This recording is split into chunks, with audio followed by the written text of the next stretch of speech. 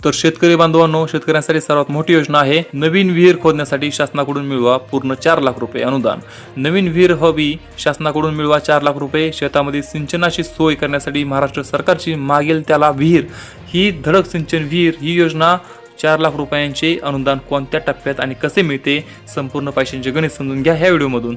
शेतकरी मित्रांनो, पावसाळा अनियमित झालाय, विहीर पाणी नाही, विहिरीमध्ये पाणी नाही आणि नवीन विहीर खोदायची म्हटलं तर 5 ते 6 लाख रुपयांचा खर्च समोर दिसतोय।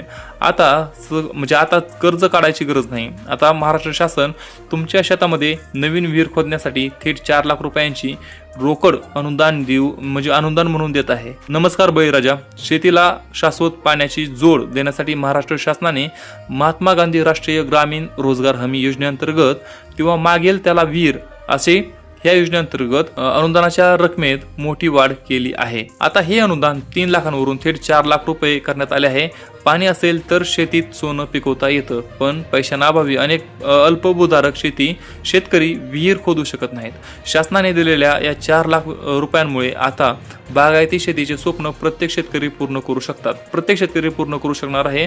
ते कसं तर पहिला आपण मुद्दा बघू, योजनेचे स्वरूप काय आहे ते बघू। हे कर्ज नाही तर 100% अनुदान आहे, म्हणजे तुम्हाला हे 4 लाख रुपये शासनाला परत करायचे नाहीत। पैसे कसे मिळतात तर हे 4 लाख रुपये तुम्हाला एकाच वेळी मिळत नाहीत, ते कामाच्या प्रगतीनुसार टप्प्याटप्प्याने तुमच्या बँक खात्यामध्ये जमा होतात।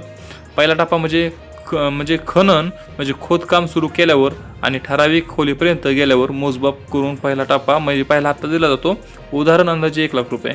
दुसरा टप्पा विहिरीचे बांधकाम म्हणजे रिंग वगैरे टाकायचं असतं ना कडने, तर ते रिंगचं काम स्टोल वॉल सुरू झाल्यावर दुसरा हप्ता मिळतो।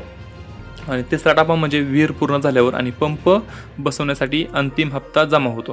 म्हणजे थेट लाभ हे पैसे कोणत्याही ठेकेदाराच्या हातामध्ये दिले जात नाहीत, ते थेट ग्रामपंचायतीमार्फत शेतकऱ्यांच्या आधार लिंक खात्यामध्ये जमा केले जातात आणि शेतकऱ्यांना दिले जातात। म्हणजे ग्रामपंचायतीमार्फत तुमच्या हातामध्ये एकतर कॅश येणार तर बँकेमध्ये पैसे पडतील, परंतु असं म्हणजे ह्याचं आपल्याला आधी विहिरीचं काम सुरू करावं लागतंय।